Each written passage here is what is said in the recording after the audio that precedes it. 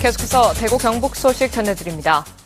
대구와 경북은 오늘 대체로 맑았습니다. 오늘 낮 최고 기온은 대구 25.7도, 구미 24.7, 안동 24.1, 포항 20.3도로 어제보다 조금 높았습니다. 대구를 비롯해 경산과 영천 등 경북 8개 시군에 건조주의보가 발령돼 산불을 포함한 각종 화재 예방에 각별한 주의가 필요합니다. 토요일은 내일도 오늘처럼 맑겠지만 일요일에는 차차 흐려져 늦은 밤부터 다음 주 월요일까지 비가 내리겠습니다. 예상 강우량은 대구와 경북 내륙은 10에서 50mm, 경북 동해안은 5에서 20mm입니다.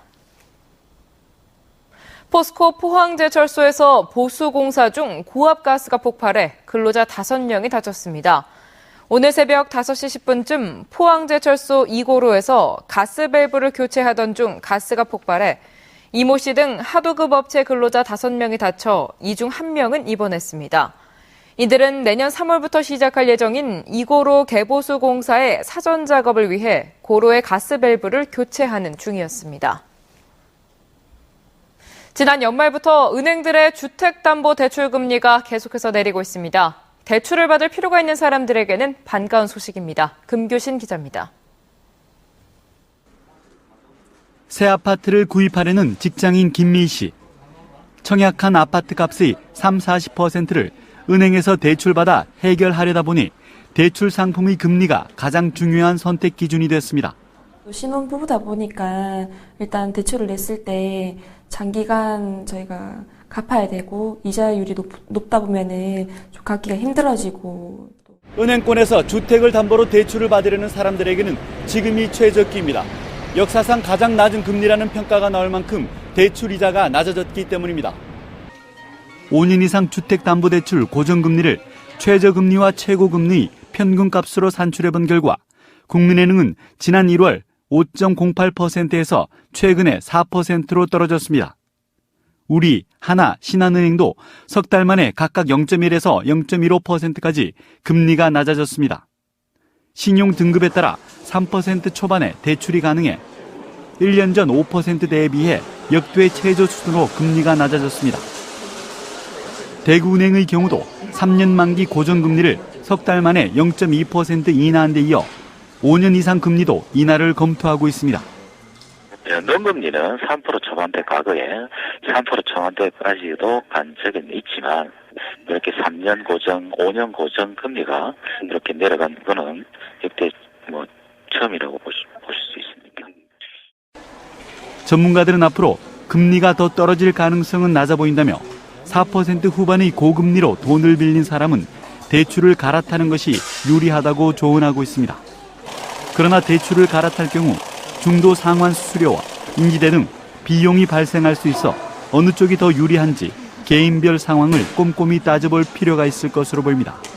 MBC 뉴스 금교신입니다. 오늘 30일부터 이틀간 실시되는 6.4 지방선거 사전투표를 앞두고 사전투표 체험 행사가 오늘 대구 경북 각 시군구에서 선관위별로 열렸습니다. 사전투표는 유권자가 선거일 전에 별도의 신고 없이 사전투표소가 있는 곳이면 전국 어디서든 미리 투표할 수 있는 제도입니다. 이번 지방선거의 사전투표 기간은 30일부터 이틀간이며 투표 시간은 오전 6시부터 오후 6시까지입니다. 문경 예천 지역구 새누리당 이한성 국회의원이 이현준 예천군수의 선거사무소 개소식에 참석해 지지 발언을 했다는 의혹과 관련해 선관위가 사실 확인에 나섰습니다. 경북 선관위는 지난 7일 개소식 당시 녹화된 영상물을 확보해 직접적인 지지 발언이 있었는지 위법 여부를 검토하고 있다고 밝혔습니다. 국립농산물품질관리원이 지난해 6,428건의 학교 급식용 식재료의 잔류 농약을 분석한 결과 2.1%인 130건이 기준을 통과하지 못했습니다. 또 식재료 우수관리업체에 대한 잔류 농약 분석에서도 1,135건 조사에서 1.6%인 18건이 부적합 판정을 받았습니다. 농관원은 위반 업체 중 친환경 농가 등 국가 인증을 받은 곳은 인증을 취소하고 위반 농산물은 폐기 처분했습니다. 세월호 침몰 사고 여파로 경주 사적지의 관람객이 많이 줄어든 것으로 나타났습니다. 특히 수학여행 금지 조치로 일부 사적지는 관람객 수가 절반으로 줄었습니다. 김병창 기자입니다. 경주를 대표하는 사직지 중의 하나인 동문과 월지. 오전 10시가 넘었지만 입장을 하기 위해서 표를 사려는 사람이 없어 매표소가 설렁합니다. 사직지 안에도 관람객은 많지 않습니다. 세월호 침몰 사고 이후 동문과 월지의 관람객 수는 사고가 나기 전에 비해서 절반으로 줄었습니다.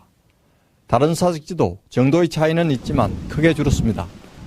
전 국민적인 애도 분위기 속에 관광을 자제한 데다가 교육부가 초중고등학교의 수학여행을 전면 금지한 것이 직접적인 원인입니다.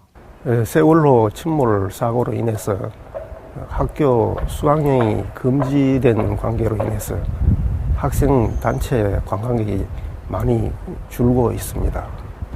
단체 여행객의 감소는 사직지의 주차장을 보면 절감할 수 있습니다. 동문과 월지의 대형 차량 주차장입니다. 오전 11시가 됐지만 관광버스는 한 대도 보이지 않고 있습니다. 하지만 이달 들어 가족 단위나 소규모의 단체 관람객 위주로 사직지의 관람객 수가 점차 회복세를 보이고 있는 것으로 분석되고 있습니다. MBC 뉴스 김명창입니다. 새누리당 윤재욱 의원은 안전행정부 장관이 이 공공기관이 개인에게 과징금 부과, 징계 권고, 과태료 부과 처분을 한 경우 내용과 결과를 반드시 공표하도록 하는 내용을 담은 개인정보보호법 일부 개정 법률안을 발의했다고 밝혔습니다. 윤 의원은 개인정보 유출 사고가 끊이지 않고 있는 만큼 국민들은 자신의 개인정보가 법규에 맞게 관리되고 있는지 알 권리가 있어 개정안을 발의하게 됐다고 덧붙였습니다. 식품의약품안전처는 원래 유통기한을 조작해 10개월을 늘려 판매해온 당류 가공품 제품을 판매 중단 및 회수 조치했습니다. 해당 제품은 베트남에서 수입된 스위던트 컨덴시드 밀크로 유통기한이 2014년 8월 29일로 표시된 제품입니다.